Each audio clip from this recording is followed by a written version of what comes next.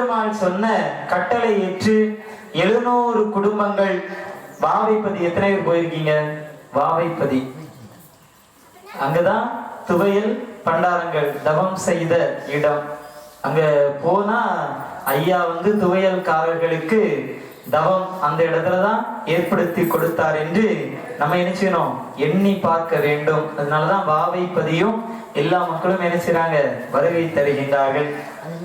இந்த வாவை நற்பதியில் 700 குடும்பங்கள் போய் ஐயாவின் பேரினால் தவம் என்ன செய்றாங்க, தொடருகின்றார்கள்.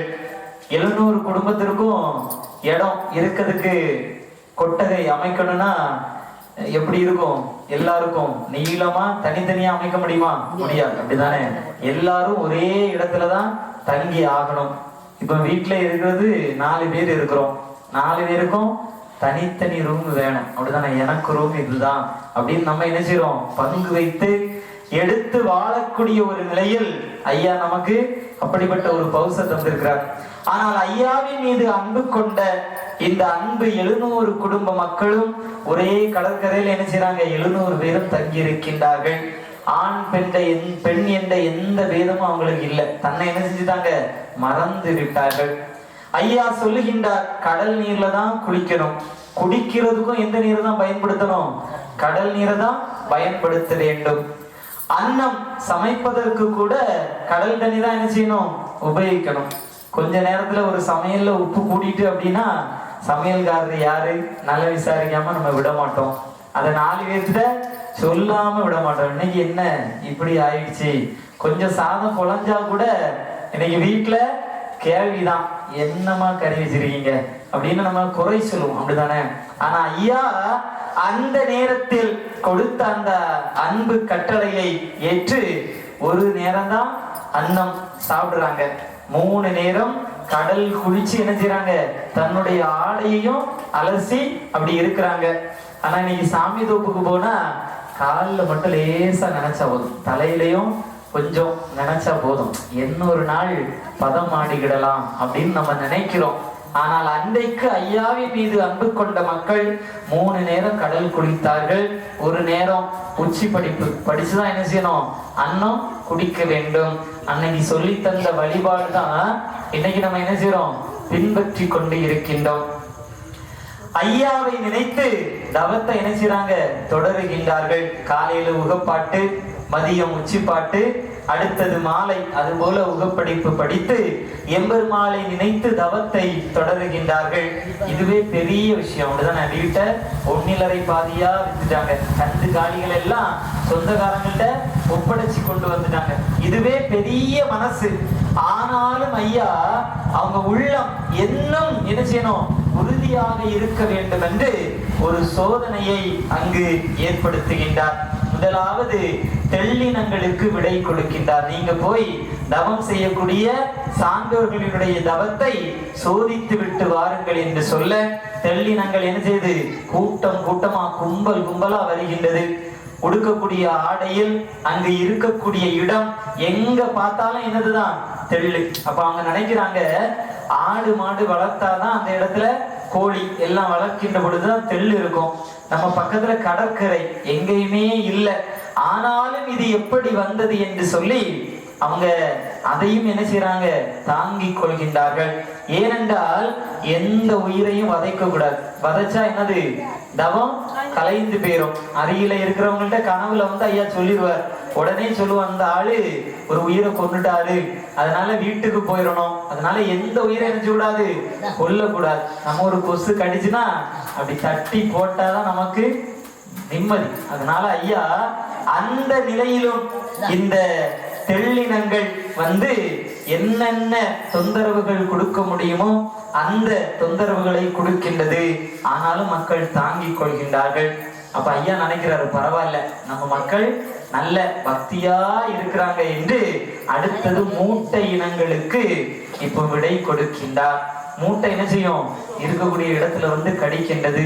தூங்க செல்லுகின்ற பொழுது அந்த இடத்துல என்ன செய்யறாங்க, இந்த மூட்டை கடிக்கின்றது. அது மட்டுமல்ல, உண்ணுகின்ற உணவில் கூட கும்பல் கும்பலா அப்படியே விழுந்து கிடக்கின்றது. அதையும் மக்கள் என்ன செய்யல, பொருட்படுத்தவில்லை. நம்மளா இருந்தா என்ன செஞ்சிருப்போம்? தவம் வச்சிருக்காரு, தவம். இங்க வந்து பார்த்தா இவ்வளவு விட்டுட்டு வந்திருக்கேன் அவருக்காண்டி. ஆனா இதுக்கப்புறமும் நமக்கு சோதனை இன்னும் நிக்கல அப்படின்னு வீட்டுக்கு என்ன செய்வோம்? அன்னைக்கு ஒரு நாள் தாக்கு பிடிக்கிறதே கஷ்டம், நமக்கெல்லாம் ரொம்ப கஷ்டமா இருக்கும். ஆனால் அன்றைக்கு மக்கள் எப்படி இருந்திருக்கிறாங்க அதைதான் நம்ம நினைக்கணும். நம்முடைய முன்னோர்கள் ஐயாவின் மீது எவ்வளவு அன்பு கொண்டிருக்கின்றார்கள் என்பதை எண்ணி பார்க்க வேண்டும். அதையும் பொருட்படுத்தாமல் இருக்கின்றார்கள். அப்போ பாத்திரம் ஒரே ஒரு நேரம் தான் அன்னம் சமைப்பாங்க. அங்க என்னது நிக்கிறது? நண்டினங்கள் அப்படியே அடுப்புக்குள்ள பாத்திரத்திற்குள்ள வந்து அமர்ந்து கொள்கின்றது. நம்ம வீட்டில் வளர்க்கின்ற செல்ல பிராணிகள் போல அந்த நண்டை என்ன செய்யறாங்க? தடவி எடுத்து அப்படியே விடுகின்றார்கள். இனி பாத்திரத்தை எடுத்தா ஏதாவது இறந்து விடக்கூடாது என்று அன்னைக்கு ஒரு நேரம் உண்ணக்கூடிய உணவு என்ன செஞ்சுட்டாங்க? விட்டுட்டாங்க. அப்படி கடுமையான தவத்தை ஐயாவின் மீது கொண்ட அன்பினால் தொடர்ந்துகிட்டே இருக்கிறாங்க. ஐயா பார்க்கிறார், பரவாயில்லை, நம்ம பிள்ளைங்க நல்ல ஒரு தவத்தை செய்து கொண்டிருக்கின்றார்கள் என்று அடுத்தது மேலெல்லாம் சொறி சிறங்கு நோயை என்ன செய்றாங்க? கொடுக்கின்றார்கள். அப்போ இந்த சிறங்கு வந்துச்சுன்னா எப்படின்னு தெரியும். இதுதானே, நம்ம கை இருக்காது. ஏதாவது ஒரு வேதனை, என்ன செய்வது என்று தெரியாமல் எல்லா மக்களும் என்ன செய்றாங்க? கடல் கரையில கால் அப்படியே எடுத்து போட்டு அந்த கடல் நீர் அடிக்கின்ற பொழுது கொஞ்சம் அவங்களுக்கு சுகமாக இருக்கின்றது. ஐயா நினைக்கிறார், உங்களை தவம் இருக்க அனுப்புனா எல்லாரும் எங்க போயிருக்கீங்க? கடலில் போய் சுகம் கொண்டு இருக்கின்றீர்களா என்று கோபமாக கடல் வந்து அடிக்கின்றது. அதுல 2 அம்மைமாருடைய ஆடையை பறித்து சென்றது என்று வாசகம் நமக்கு சொல்லுகின்றது. எதற்காக ஐயா அதை சொல்றாங்க அப்படின்னா, ஆண் பெண் என்ற பேதம் அங்க இல்ல. ஐயாவுடைய பிள்ளைகள் தவம் இருக்கிறாங்க. அதனால மண்ணாசை பெண்ணாசை எந்த ஒரு ஆசையும் 700 குடும்பத்துக்கு என்ன செய்யல? ஏற்படவில்லை. அதனால இப்படிப்பட்ட நிலையிலும் அந்த தவத்தை தொடருகின்றார்கள். அப்பதான் ஐயா சொல்லுகின்றார், 6 மாத காலம் அவங்க வந்து தவம் இருக்கிறாங்க. ஒரு நாள் 2 நாள் அல்ல, 6 மாத காலம் இந்த தவத்தை தொடருகின்றார்கள். அப்பொழுது எம்பெருமாள் ஒரு சான்றோனுடைய சொப்பனத்திலே வந்து, இனி நீங்கள் இந்த இடத்திலிருந்து முட்டப்பதிக்கு என்ன செய்யுங்க? செல்லுங்கள். முட்டப்பதிக்கு நம்ம போயிருக்கிறோமா? போயிருக்கிறோம். முட்டப்பதி அதாவது முகுந்தன் முன்னால் ஆண்ட தலம் எங்க இருக்குது? கடலுக்குள்ள துவாரகாபதி இருக்கின்றது. அலங்கார நற்பதியின் அழகு சொல்லக்கூடாது. பலங்காரமான வாய்த்த கடலதினுள் தேரும் பொன்பதிகள் சிங்கார மேடைகளும் இங்கு நீருக்குள்ளே இருக்கின்றது. நிறங்கள் சொல்லக்கூடாது. அதாவது கண்ணன் ஆண்ட துவாரகை கடலுக்குள் இருக்கின்றது. அதற்கு நேர் வாசல் தான் இங்க முட்டப்பதி. நமக்கு ஐயா அற்புதமாக சொல்லுகின்றார், மாணிக்க கல்லால் வளர்ந்த மணி மண்டபமும் ஆணி பொந்தன்னால் அழகு பூ பந்தல்களும் வகை இன்னதென்று வகுக்க முடியாது. அப்படி கடலுக்குள்ளாக இருக்கின்றது. எனவே நீங்கள் அங்கு போய் அடக்கமுடன் அதிலே 6 மாசம் வரைக்கும் இருந்தோமே நன்றாய் என்று அவங்க என்ன செய்றாங்க? இனி முட்டப்பதிக்கு செல்வோம் என்று அங்கு தவம் இருப்பதற்கு செல்லுகின்றார்கள். அப்ப ஐயா சொல்லுகின்றார், இதுவரைக்கும் உணவு எப்படி நீங்க வாழ்ந்தீங்க? கடல் நீரை குடித்து கடல் நீரையே உணவாக உட்கொண்டு வாழ்ந்தீர்கள். இனி நல்ல நீரில் நீராடி உங்களுக்கு தாகம் எடுத்துச்சுன்னா என்ன செய்யலாம்? நல்ல நீர் அருந்தலாம். அதன் பிறகு பழம் பப்படம் பாயாசத்தோட உங்களுக்கு நான் என்ன செய்றேன்? அன்னம் தருகின்றேன் என்று ஒவ்வொரு மக்களிடத்திலையும் அங்கங்கே இருப்பாங்க. இன்னைக்கு நீதான் என்ன செய்யணும்? சான்றோர் மக்களுக்கு அன்னம் வைப்பதற்கான அத்தனை நிலைகளையும் செய்ய வேண்டும் என்று சொல்ல எதிர்பார்த்துட்டு இருக்க மாட்டாங்க. அப்படியே இருக்கின்ற பொழுது திடீர்னு ஒருத்தர் வருவார். ஐயா சொப்பனத்துல வந்து சொன்னாரு, இந்த இடத்துல என்ன செய்யணும்? எல்லாம் கொண்டு ஒப்படைக்க வேண்டும் என்று சொல்லி ஐயாவின் பெயரினால் தர்மம் என்ன செய்யறாங்க? செய்து கொண்டு இருக்கின்றார்கள். அதாவது நமக்கு வந்து இந்த களக்காடு பக்கத்துல புலவன் குடியிருப்பு அப்படிங்கிற ஒரு தாங்களுக்கு போன மாதம் ஏடு வாசிக்கிறதுக்கு சென்றிருந்தோம். அங்க என்ன மகிமை அப்படின்னா, ஒருத்தர் கனவுல ஐயா சொல்லியிருக்கிறார், இந்த இடத்துல நான் இருக்க போறேன், என நினைச்சு நீ விளக்கு வை அப்படின்னு சொல்லி இருக்கின்றார். அப்ப விளக்கு வைக்கின்ற பொழுது எல்லா மக்களும் நினைச்சாங்க, குறை சொல்றாங்க, கேலியும் கிண்டலும் மாட்டு இங்க போய் யாரு விளக்கு வைப்பா அப்படின்னு. ஆனால் அதுலயும் கொஞ்சம் பேர் என்ன செய்யறாங்க, அந்த செடியெல்லாம் அப்படியே ஒதுக்கி அதுல ஒரு சின்ன கூரை பெற என்ன செய்யறாங்க அமைத்து மறுபடியும் ஐயாவை வணங்குகின்றார்கள். அப்போ ஐயா சொப்பனத்துல துவாரகாபதியில் இருக்கக்கூடிய மக்களிடத்துல சொல்றாங்க, நான் புலவன் குடியிருப்புல வந்திருக்கிறேன், எனக்கு ஆலயம் அமைப்பதற்கு தாங்கள் எழுப்பதற்கு ஒன்னால முடிஞ்ச உதவிய நீ அங்க போய் செஞ்சுட்டு வா அப்படின்னு சொல்றாங்க. திடீரென்று இவங்க எல்லாரும் என்ன செய்யறாங்க, ஐயா சொல்லி இருக்கிறார் அப்படின்னு ஒரு கார்ல போய் இறங்கி முதல்ல 10,000 ரூபாய் என்ன செய்யறாங்க கொடுத்து, இந்த 10,000 ரூபாய் வச்சு பணியை தொடங்குங்க, மேலும் நான் என்ன செய்யறேன் உங்களுக்கு உதவிகள் செய்கின்றேன் என்று. சொப்பனம் எங்க வேலை செஞ்சிருக்குது, களக்காட்டுக்கு தாண்டி இருக்கக்கூடிய மக்களுக்கு துவாரகாபதியில இருந்து அன்பு மக்கள் அங்க போயிருக்காங்க.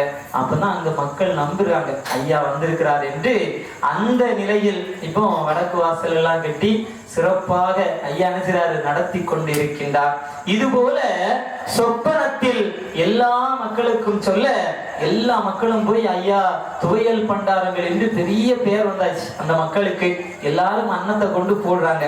அப்போ இந்த ஜாதி பாகுபாடுகள் பட்டு உயர்ந்தவர் தாழ்ந்தவர் என்று பார்த்து கொண்டிருந்த மக்கள் எல்லாம் இவங்களை பார்த்துட்டு என்ன நினைக்கிறாங்க, நம்மளும் ஆடையெல்லாம் தோய்த்து குளிக்கின்றோம், ஆனா நம்ம ஆடைகளை விட இவங்களோட ஆடை எப்படி இருக்குது, பிரகாசமாக இருக்கின்றது.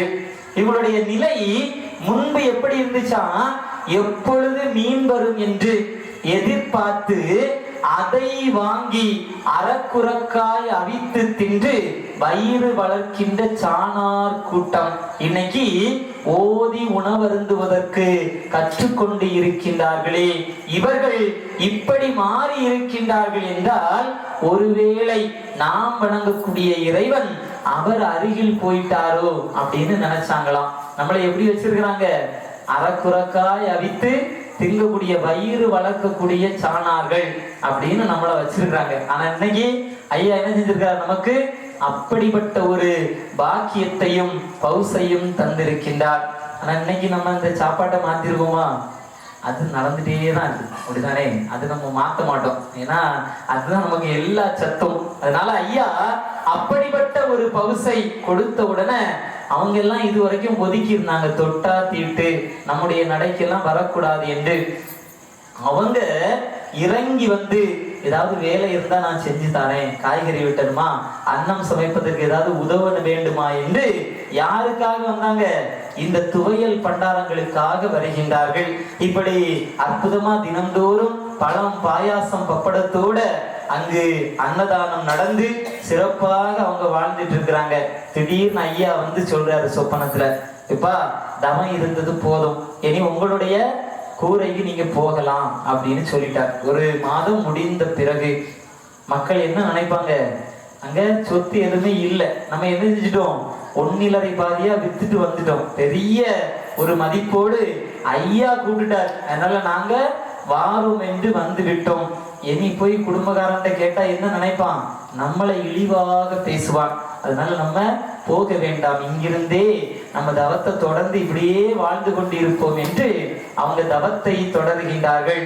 ஐயா பாக்குறார், என்ன இந்த மக்கள் போகலையே அப்படி என்று சொல்லி கனவுல போய் சொன்னார் பாத்தீங்களா, அவ்வளவு பேருக்கும் அந்த அன்னத்தை அப்படியே குறைக்கின்றார்.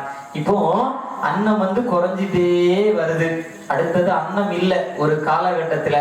ஆனாலும் மக்கள் என்ன நினைக்கிறாங்க, கடலில் இருந்த கடம்பா கொடியை உணவாக நம்ம பறித்து தின்று வளர்ந்தோம், இது நமக்கு என்ன புதுசா, நம்ம எல்லாரும் என்ன செய்வோம், கடலில் இருக்கக்கூடிய கடம்பா கொடியை பறித்து தின்று உயிர் வாழலாம் என்று மறுபடியும் தன்னுடைய தவத்தை என்ன செய்றாங்க, தொடர்ந்து கொண்டே இருக்கின்றார்கள். அப்பதான் ஐயா நினைக்கிறார், இனி இவர்களுக்கு உயிர் பயத்தை ஏற்படுத்தினா மட்டும்தான் இவங்களை என்ன செய்ய முடியும், நம்ம இடத்துக்கு அனுப்ப முடியும். எதுக்காக, துவையல் பண்டாரங்கள் வந்து ஐயாவுடைய பிள்ளையாக ஒவ்வொரு இடத்துல இந்த வழிபாட்டை என்ன செய்யணும், சொல்லி கொடுக்கணும். அதனால ஐயா நீங்க உங்க ஊருக்கு போங்க என்று சொன்னாங்க. ஆனா ஐயா மீது அது வரைக்கும் நம்பிக்கை வைத்தவர்கள் இனி போனா நமக்கு இடம் கிடைக்குமோ கிடைக்காதோ என்று அப்படியே இருந்துட்டாங்க. அதனால ஐயா ஒரு கொடிய வைசூரி நோயை அங்கு ஏற்படுத்துகின்றார். அந்த நேரத்தில் அந்த தாக்கத்தினால் கொஞ்சம் மக்கள் இறந்து விடுகின்றார்கள். அப்ப இதையும் இனி உயிரெல்லாம் போக ஆரம்பித்து விட்டது, இனி நம்ம இங்கு இருந்தால் சரியாகாது என்று சொல்லி நம்ம இடத்துக்கு போகலாம்.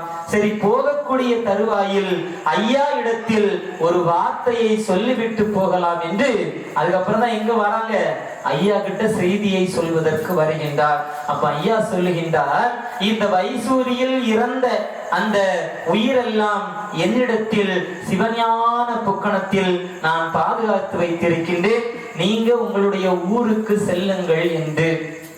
அது வரைக்கும் எல்லாம் செய்தார்கள்.